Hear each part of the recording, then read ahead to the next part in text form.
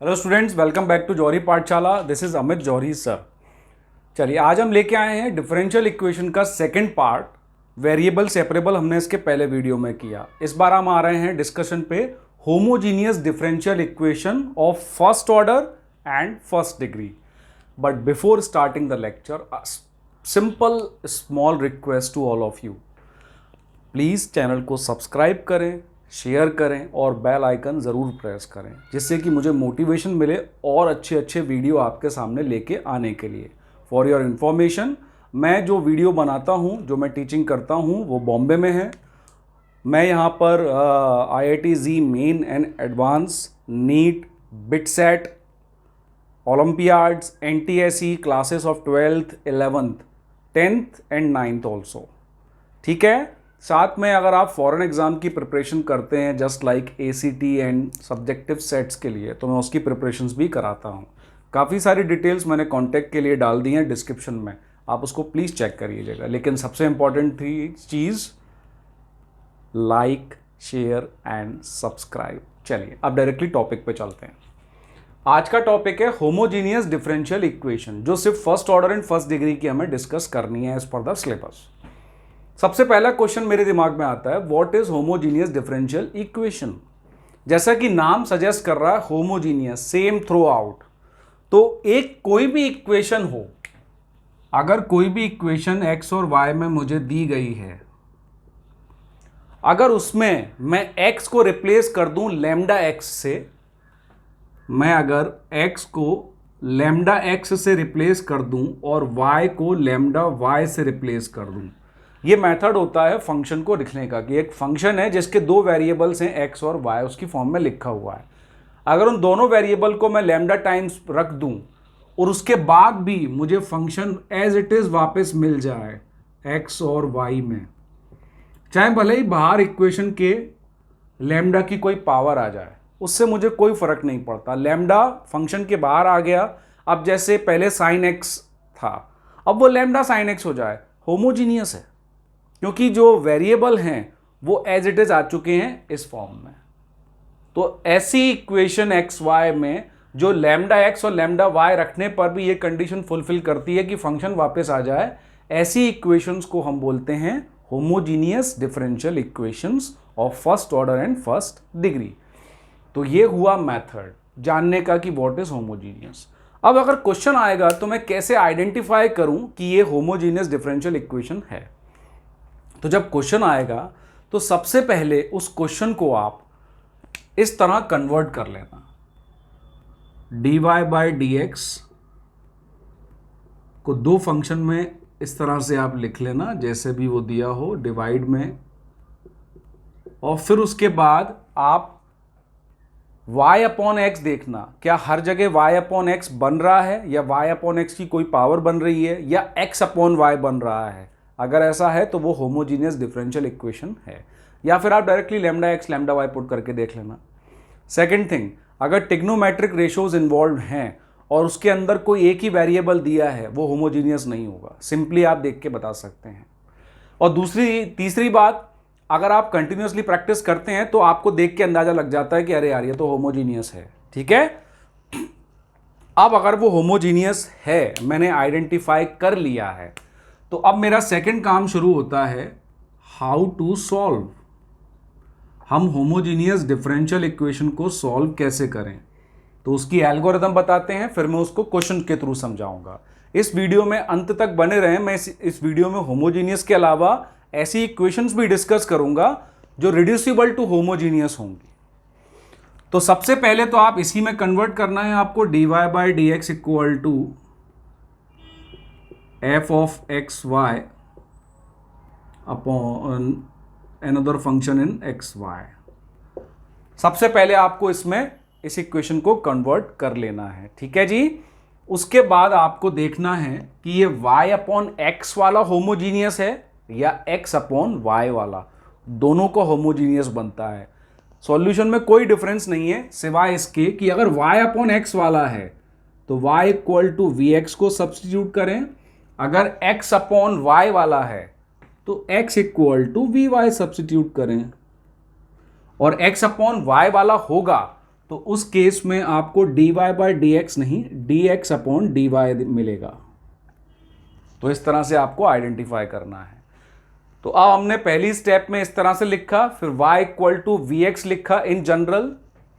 उसके बाद जैसे ही आप y equal to v x रखते हैं तो इक्वेशन रिड्यूस हो जाएगी वेरिएबल सेपरेबल में। वेरिएबल सेपरेबल में जैसे ही इक्वेशन रिड्यूस्ड होगी तो आपको सिर्फ क्या करना है, वेरिएबल सेपरेबल के अकॉर्डिंग उसको एक x के वेरिएबल एक साइड और v के वेरिएबल एक साइड रख के आपको इक्वेशन को सेपरेट कर लेना है। वेरिएबल सेपरेबल का इसी प्लेलिस्ट में मैंने वीडियो भी बनाया है जिसकी लिंक मैं डिस्क्रिप्शन में डाल दूंगा। उसके बाद सिंपली आपको इंटीग्रेट कर देना है दोनों साइड को, integrating both the side, then you will get the solution. अब इसका एक क्वेश्चन डिस्कस करते हैं क्योंकि मैथमेटिक्स में थ्योरी को क्वेश्चन से रिलेट करना बहुत जरूरी है फॉर बेटर अंडरस्टैंडिंग के लिए। ठीक है, तो मैं ये क्वेश्चन एनसीईआरटी से ले रहा हूं। चलिए मैं क्वेश्चन ले लेता हूं। तो मुझे क्वेश्चन दिया हुआ है क्वेश्चन नंबर 1। ये क्वेश्चन एनसीईआरटी का है। x into cos of y upon x equals to y into cos of y upon x plus x, ये ब्रैकेट की टर्म आ गई। क्वेश्चन करेक्ट है, y इंटू यस। तो ये क्वेश्चन मैं एनसीईआरटी से ले रहा हूं फॉर इसको समझाने के लिए। अब जैसे मैंने बताया कि मैं x की जगह लैम्डा x और y की जगह लैम्डा y रख के देखता हूं। मैंने लैम्डा रखा, यहां पर लैम्डा x आ गया। फिर मैंने देखा ये आ गया लैम्डा x और मैंने यहां रख के देखा lambda y upon lambda x। y की जगह लैम्डा y रखा, कॉस y की जगह लैम्डा y, x की जगह लैम्डा x, x की जगह लैम्डा x। अंदर के लैम्डा लैम्डा कैंसिल्ड आउट हो गए और ये दोनों में से लैम्डा कॉमन आ गया जो इस वाले लैम्डा से कैंसिल हो जाएगा।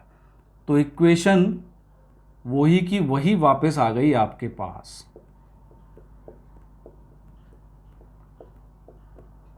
ओ गॉड, लैम्डा एक्स और लैम्डा वाई रखने से भी मेरे जो इक्वेशन है वो चेंज नहीं हुआ है। Hence it is homogeneous differential equation of first order and first degree. ये काम आपको एग्जाम में करने की जरूरत नहीं है, ये आपके रफ वर्क के लिए था, ये आपके अंडरस्टैंडिंग के लिए था। अगर आप इतनी चीज़ें अपने मेंटल में कर सकते हैं, मेंटल मैथ्स में जो हम बोलते हैं, तो आपको ये स्टेप का टाइम बच जाएगा। अब हम श्योर हो गए कि ये डिफरेंशियल इक्वेशन होमोजीनियस है, तो इसके सॉल्यूशन में सबसे पहला एल्गोरिदम मैं इसको कन्वर्ट करूंगा dy बाय डी एक्स की फॉर्म में। अच्छा, क्वेश्चन में मैं यहाँ dy बाय डी एक्स लिखना भूल गया। हाँ, तो मैं इसको dy बाय डी एक्स ही है ना वो, हाँ, तो मैं dy बाय डी एक्स लिख लेता हूँ equals to y into cos of y upon x plus x upon, ये मैं डिवाइड में ले गया। ठीक है जी। अब इसके x को मैं ऊपर दोनों से डिवाइड कर सकता हूं, तो मेरी इक्वेशन क्या हो जाएगी, dy by d x equal to x ऊपर ले गया, ये हो गया y upon x cos of y upon x plus x upon x 1 और नीचे आ गया cos of y upon x। इसके बाद मुझे सेकंड स्टेप क्या बोलता है, y equal to v x रखो। क्यों y equal to v x रखो, क्योंकि ये dy बाय डी एक्स में सिंप्लीफाई हो रहा है। तो कॉमा लगा लेते हैं, let y equal to v x. ठीक है, अब y equal to v x किसी और वेरिएबल की फॉर्म में रख रहे हैं, तो हमें यहां से dy बाय डी एक्स भी रिप्लेस करना पड़ेगा। तो इसको डिफरेंशिएट कर लेते हैं। तो इसको डिफरेंशिएट करेंगे तो क्या मिलेगा, dy by d x equal to chain rule से v x का differential 1 plus x as it is v का differential dv by d x. अब यही चीज मैं यहां रख देता हूं, तो dy बाय डी एक्स की जगह रखा मैंने v plus x into d v by d x. y upon x v है, ये हो गया v cos v plus 1 upon cos of v। अब मेरी इक्वेशन वेरिएबल सेपरेबल में रिड्यूस्ड हो रही है। अब मुझे इस वाले v को उस साइड ले जाना पड़ेगा, तो ये वाला v उस साइड जब जाएगा तो माइनस में जाएगा। और जब इसका एलसीएम लूंगा तो एलसीएम आएगा कॉस वी, और ऊपर जब आप देखेंगे minus v cos v plus v cos v cancelled हो जाएगा, ऊपर सिर्फ 1 बचेगा। अब मैं इसको इजीली वेरिएबल सेपरेबल की फॉर्म में कन्वर्ट कर लेता हूं, मतलब वी वाले वेरिएबल एक साइड और एक्स वाले वेरिएबल दूसरी साइड। तो कॉस वी इधर मल्टीप्लाई में ले आते हैं, तो ये हो जाएगा cos v into d v equal to d x upon x. अब एल्गोरिथम के अकॉर्डिंग मुझे इंटीग्रेट करना है, तो मैंने इंटीग्रेट कर दिया। इंटीग्रेट करूंगा, कॉस वी का इंटीग्रेशन होता है साइन वी, और 1 अपॉन एक्स का इंटीग्रेशन होता है ln x, प्लस मुझे अब एक कांस्टेंट लगाना है। यहां पर c ना लगाते हुए मैं ln c ही लगाऊंगा। ये आप कर सकते हैं because that is a constant value, बस इससे सॉल्यूशन करने में आसानी हो जाती है। तो मैं log m into plus log n को log mn लिख दूंगा। उसके बाद मैं लगा दूंगा लॉगरिथमिक फॉर्म को कन्वर्ट कर दूंगा मैं एक्सपोनेंशियल फॉर्म में। सिंस इसका बेस होता है e, तो मैं इसको लिख सकता हूं e to the power sine v equal to x into c. अब v की ओरिजिनल वैल्यूज को वापस कर दें, तो आपका आंसर आ गया e to the power sine of y upon x equal to x into c. यह आ गया इसका जनरल सॉल्यूशन। अगर आपको इसके पर्टिकुलर सॉल्यूशन चाहिए तो जो भी गिवन कंडीशन होगी क्वेश्चन में वो आप इस लास्ट स्टेप में पुट कर देंगे, आपको c की वैल्यू मिल जाएगी। फिर इसी इक्वेशन में c की वैल्यू डाल के लिखना एक पर्टिकुलर सॉल्यूशन बोला जाता है। So this is the way to solve. Identify, first of all identify करना कि ये होमोजीनियस है, आइडेंटिफाई होने के बाद उसको सॉल्व करना। तो इस तरह से आप उसमें सॉल्व करेंगे। चलिए अब अपन चलते हैं इसके सेकंड पार्ट पर, जिसमें मैंने बोला था ऐसी इक्वेशन जो रिड्यूसिबल होती हैं होमोजीनियस की फॉर्म में, मतलब वो डायरेक्टली होमोजीनियस नहीं दिखती हैं हमें, लेकिन अगर उनमें थोड़े से चेंजेस कर दिए जाएं तो वो इक्वेशन हो जाती हैं equation reducible to homogeneous equation. तो अब हम देखते हैं उनके रूप क्या होते हैं। हमने वेरिएबल सेपरेबल में भी देखा था ऐसी इक्वेशन जो डायरेक्टली वेरिएबल सेपरेबल नहीं होती हैं but it can be reduce to. अगर आपको कोई भी इक्वेशन इस फॉर्म में मिल रही है that dy by dx is equal to a1x plus b1y plus c1 upon a2x plus b2y plus c2। अगर ऐसी फॉर्म में इक्वेशन मिल रही है तो ये दो टाइप से हो सकता है, या तो ये वेरिएबल सेपरेबल से डायरेक्टली हो जाएगा या फिर ये रिड्यूसिबल टू होमोजीनियस होगा। ठीक है, अब कैसे पता लगाएं सर? तो ऐसे पता लगाएं, अगर a1 upon a2 is not equal to b1 upon b2 है तो ये इक्वेशन है रिड्यूसिबल टू होमोजीनियस। अगर x का कॉफिशिएंट का रेशो और y के कॉफिशिएंट का रेशो सेम नहीं है तो वो इक्वेशन रिड्यूसिबल टू होमोजीनियस होती है। लेकिन अगर a1 अपॉन a2 इक्वल हो जाए b1 अपॉन b2 के तो ये होती है रिड्यूसिबल टू वेरिएबल सेपरेबल। और इस इक्वेशन को सॉल्व कैसे करते हैं ये मैंने अपने वेरिएबल सेपरेबल के इस सीरीज के वीडियो में डाला हुआ है, तो आप उसको देख लें, उसकी लिंक मैं डिस्क्रिप्शन में डाल देता हूं। तो अगर कॉफिशिएंट का रेशो x और y के इक्वल नहीं है तो ये इक्वेशन को हम होमोजीनियस में रिड्यूस कर सकते हैं। कैसे? तो उसके लिए हम क्या करेंगे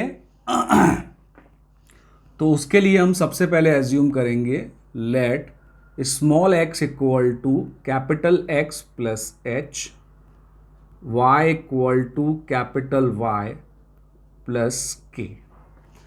इसमें जो कैपिटल X और कैपिटल Y हैं वो न्यू वेरिएबल हैं जो मैं इंट्रोड्यूस कर रहा हूं, और जो h एंड k हैं वो है कॉन्स्टेंट्स। जिसकी वैल्यू एक कंडीशन से अपन फाइंड करेंगे। तो जब मैं ऐसे रखता हूं तो अगर मैं इसको डिफरेंशिएट करूंगा with respect to capital x तो मुझे क्या मिलेगा, dx upon d of capital x equals to 1। Same इसके साथ करूंगा कैपिटल y के रिस्पेक्ट में डिफरेंशिएशन तो मुझे मिलेगा इक्वल्स टू 1, क्योंकि h और k का डिफरेंशियल तो 0 हो जाएगा, वो कांस्टेंट है। लेकिन मुझे चाहिए कैपिटल D और कैपिटल dx, मतलब dy बाय dx की वैल्यू। तो मैं क्या करूंगा, इस इक्वेशन से इसको डिवाइड कर दूंगा, तो 1 बाय 1 इज इक्वल टू 1। तो हमें मिलेगा कि capital dy by dx is equal to small dy by dx। ये दोनों सेम मिल जाएंगे आपको, आप देख सकते हैं डिवाइड करने पे। हमारा काम आसान हो गया, इक्वेशन को अब सॉल्व करना शुरू करते हैं। इसमें लिख देते हैं कि dy capital upon dx capital is equal to, अब मुझे x की जगह क्या रखना है, कैपिटल X प्लस h, और y की जगह क्या रखना है, capital Y plus k plus C1 as it is. Same नीचे करना है, y x की जगह x प्लस h और y की जगह y plus k C2 as it is. अब इस इक्वेशन को मैं रिड्यूस कर लूंगा अगेन सॉल्व करके, तो ये बन जाएगा a1 capital X plus b1 capital Y। Constant term क्या आएगी, a1h plus b1k plus c1। Similarly हम नीचे चलेंगे, a2x प्लस b2y प्लस आ जाएगा a2h plus b2k plus c2। यहीं से हमें कंडीशन मिलेगी to find h and k। ये जो कांस्टेंट टर्म है ऊपर और नीचे, ये 0 के इक्वल होनी चाहिए। तो a1h plus b1k plus c1 equal to 0 होना चाहिए, और a2h plus b2k plus c2 equal to 0 होना चाहिए। h और k की वैल्यू वैसी होनी चाहिए सिलेक्ट करने के बाद कि ये दोनों इक्वेशन 0 के इक्वल आ जाएं। दो इक्वेशन हैं, दो वेरिएबल हैं, आप लोगों को पता होगा सॉल्व कैसे करते हैं। तो यहाँ से h एंड k की वैल्यू निकाल के यहाँ पुटअप कर देंगे, और जो अभी इसी वीडियो में से पहले मैंने बताया कि ये होमोजीनियस बन जाएगा, उसको उसी हिसाब से हम सॉल्व कर लेंगे। ठीक है, अभी भी लेकिन आपको इसमें डाउट होगा तो मैं एक छोटा सा क्वेश्चन ले लेता हूँ जो मैंने NCERT से लिया हुआ है। मैं 1 मिनट NCERT का वो क्वेश्चन ले लेता हूँ जो आपको इक्वेशन समझने में हेल्प करेगा। अब NCERT में ये क्वेश्चन दिया हुआ है मुझे, वो है dy by dx is equal to x minus 3y plus 2 upon 3x minus y plus 6। 3x minus y plus 6, ये एक क्वेश्चन है NCERT का। अब इस क्वेश्चन को देख के सबसे पहले मैंने चेक किया a1 upon a2, 1 upon 3, 3 upon 1, they are not equal. तो ये question reducible to variable separable का नहीं है, ये क्वेश्चन रिड्यूसिबल टू होमोजीनियस का है। इस तरह आप पहले चेक कर लें मेंटली। अब अगर ये इक्वेशन होमोजीनियस में रिड्यूस हो सकती है तो जो एल्गोरिथम मैंने बताया वो आपको फॉलो करना है। x की जगह हम क्या लिख लेंगे, कैपिटल X प्लस h, और y की जगह हम क्या लिख लेंगे, कैपिटल Y प्लस k। तो इसी इक्वेशन को हम रिड्यूस कर देंगे d capital Y upon d capital X में। x की जगह capital X plus h minus 3 into y की जगह capital Y plus k plus 2। Similarly नीचे भी 3 into capital X plus h minus y plus k plus 6। जब मैं इसको देखूंगा तो क्या हो जाएगा, x minus 3y plus h minus 3k plus 2, 3x minus y plus 3h minus k plus 6। अब इसमें पहले h और k की वैल्यू आपको फाइंड करनी पड़ेगी, तो उसके लिए ये जो इक्वेशन है और ये जो इक्वेशन है, इन दोनों को आपको 0 पुट करना पड़ेगा और 3h माइनस के प्लस 6 इक्वल टू 0। इन दोनों इक्वेशन को आप, जैसे 10th में मेथड था एलिमिनेशन सब्स्टिट्यूशन, दो साइमल्टेनियस लीनियर इक्वेशन सॉल्व करने का, वो यहाँ पर लगा के h और k की वैल्यू निकालेंगे और वो यहाँ पर पूरी इक्वेशन 0 होने के बाद तो हमारे पास सिर्फ क्या बच रहा है यहाँ पर, dy by d x equal to x minus 3y upon 3x minus y. आप डायरेक्टली इसमें x की जगह लैम्डा x, y की जगह लैम्डा y डाल के देखेंगे तो you will get the same result कि भैया ये होमोजीनियस इक्वेशन नाउ हो गई है। अगर होमोजीनियस हो गई है, सॉल्व करना मैंने आपको सिखा दिया है कि y equal to v x ले लें और फिर स्टेप्स फॉलो करें। आई होप लेक्चर आपको अच्छे से समझ में आया होगा। उसके बावजूद भी अगर आपको कोई डाउट रह जाता है तो आप ओपनली मुझे प्लीज़ बताएं कमेंट करके, ठीक है। और मैं आपसे फिर एक रिक्वेस्ट करूंगा, चैनल को लाइक करें, शेयर करें, सब्सक्राइब करें, जिससे कि मुझे मोटिवेशन मिले और अच्छे अच्छे वीडियो आपके लिए लेके आने का। मैं आगे वाले समय में काफ़ी सारे पेपर सॉल्व करके अपलोड करने वाला हूं, जिसमें JEE main, NEET, class 10th, class 12th के बोर्ड के एग्जाम के सैम्पल पेपर सॉल्यूशन डालूंगा। इंपॉर्टेंट क्वेश्चन जो ट्विस्टेड होते हैं, उन ट्विस्ट को आप कैसे पकड़ें, उनको सॉल्व कैसे करें और अपने स्कोर को कैसे इंक्रीज करें। एनटीएससी और ओलंपियाड की प्रिपरेशन के लिए मैं उसके कुछ सेगमेंट्स को आपके साथ डिस्कस करने वाला हूं अपने आने वाले वीडियोस में। लेकिन उन सभी के लिए आपको एक ही रिक्वेस्ट मेरी फॉलो करनी है कि like, share and subscribe the channel और प्रेस द बेल आइकन, ठीक है। Thank you.